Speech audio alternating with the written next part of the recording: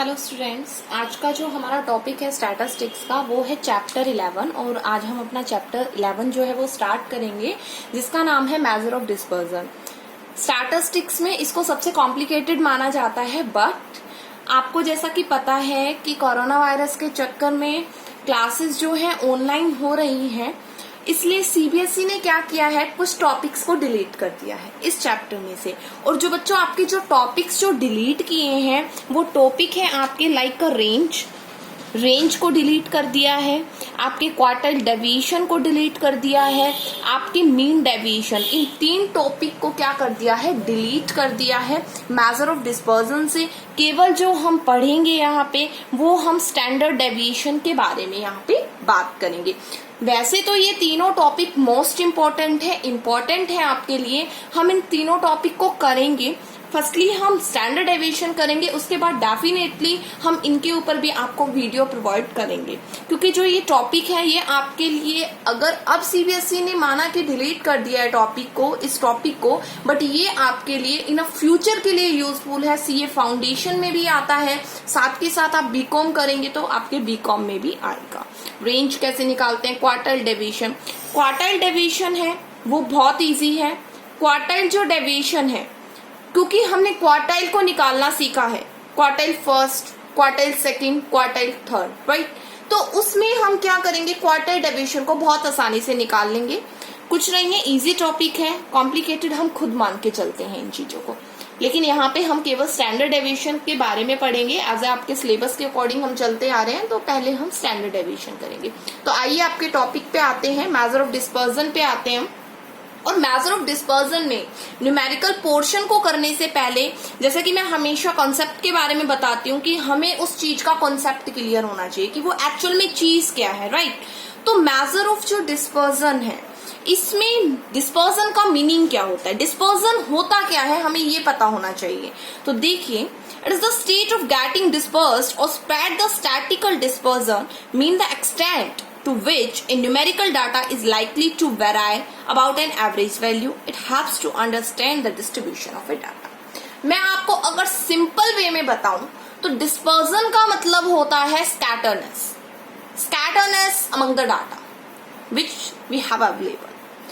हम क्या करते हैं, डाटा को कलेक्ट करते हैं, आफ्टर दैट उस डाटा को सीरीज की फॉर्म में डाल देते हैं, सीरीज बन जाती है, series of the data create हो जाता है। उसके बाद हम क्या करते हैं, उसको टैबुलेट कर देते हैं, क्लासीफाई कर देते हैं, लाइक 1 वे टेबल, 2 वे टेबल, मल्टीफोल्ड टेबल, हमने बहुत सा किया है, सारे टॉपिक्स हमने किए हैं, उसमें हम कन्वर्ट कर देते हैं।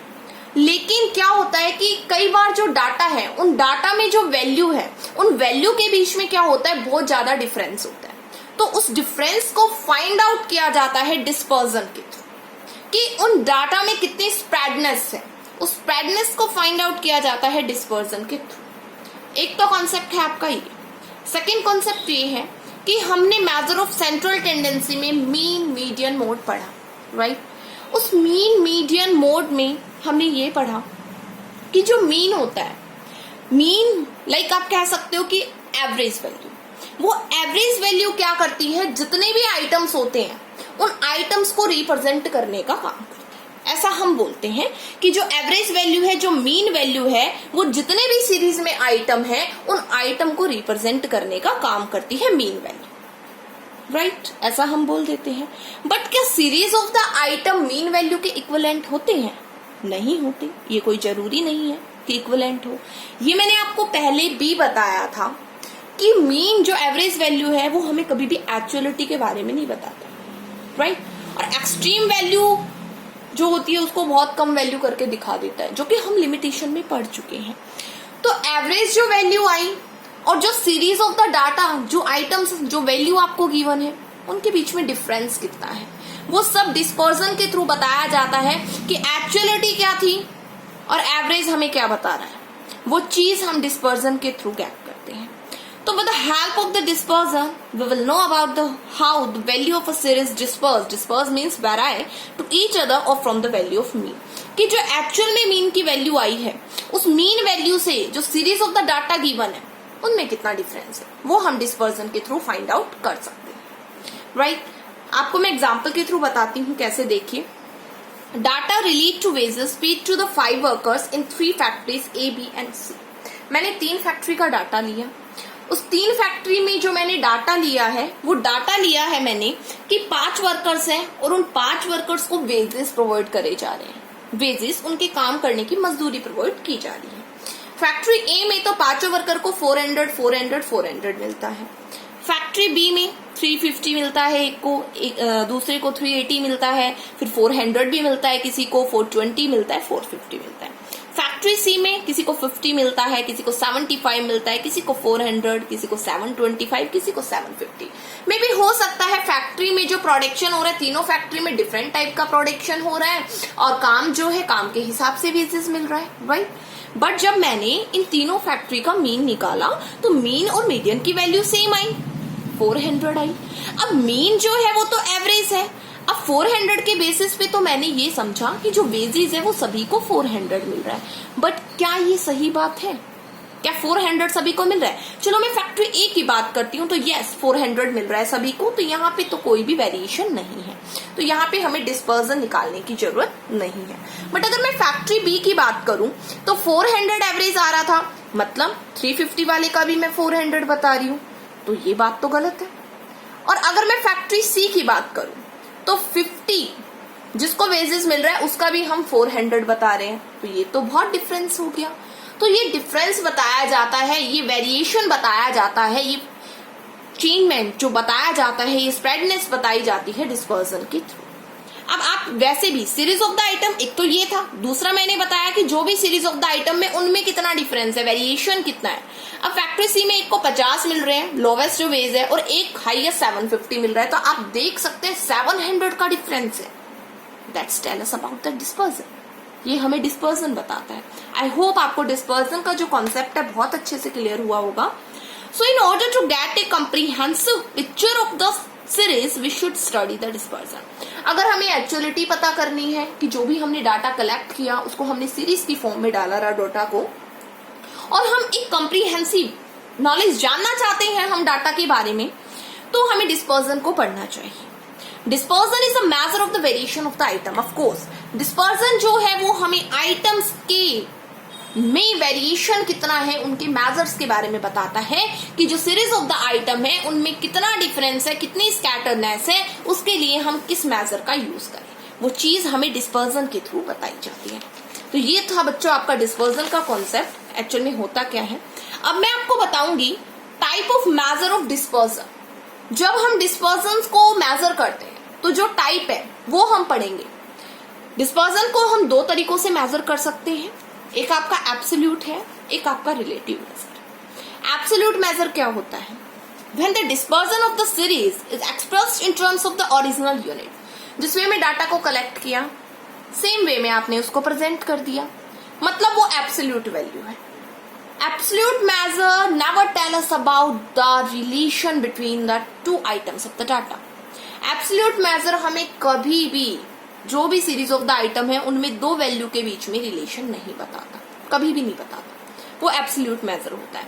यूनिट में जब डाटा गिवन होता है उसको एज इट इज वे में आप रिप्रेजेंट कर देते हैं, वो एब्सोल्यूट मेजर है।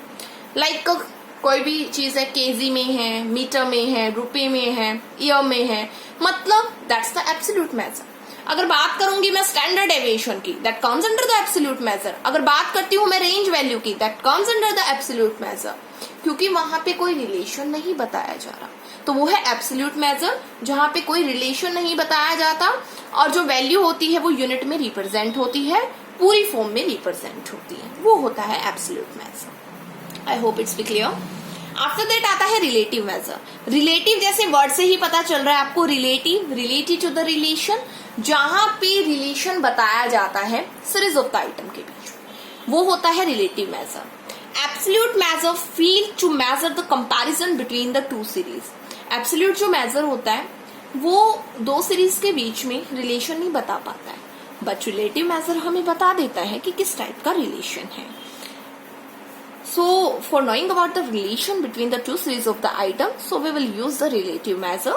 Relative dispersion is expressed in a ratio form. You know about that कि जो रेशियो होता है वो हमेशा हमें किसी चीज के रिलेशन के बारे में बताता है ना। तो रेशियो जो है जहां पे फॉर्म न्यूमिनेटर और डिनोमिनेटर फॉर्म में आती है तो वो रेशियो होता है। तो रिलेटिव डिस्पर्जन जो होता है वो रेशियो की फॉर्म में होता है। It is also called the coefficient of dispersion. इसको हम कोएफिशिएंट ऑफ डिस्पर्जन के नाम से भी जानते हैं। किसको? रिलेटिव मेजर्स को। रिलेटिव मेजर्स लाइक मैं बात करूं आपको तो जितने भी हम कोएफिशिएंट निकालेंगे, कोएफिशिएंट ऑफ वेरिएशन निकालेंगे, coefficient of range, coefficient of quartile deviation, coefficient of mean deviation, all comes under the relative major. सारे रिलेटिव मेजर में आएंगे क्योंकि वहां पे रेशियो की फॉर्म में डाटा को निकाला जाता है, वैल्यू निकाली जाती है। मान लीजिए आपके 10th का रिजल्ट आया और आपने 95% स्कोर करे हैं 100 में से। तो 100 में से आपने 95 स्कोर करे, कितने में से किए? 100 में से किए। मतलब कि ये रिलेशन बताया जा रहा है कि आपने 100 में से कितने स्कोर कर लिए? 95% स्कोर कर लिए। मतलब ये रिलेटिव मेजर है। मान लीजिए मैंने एक विलेज का डाटा कलेक्ट किया and I want to know about the literacy level of that village. उसके लिए मैंने 1000 लोगों का सैंपल उठाया।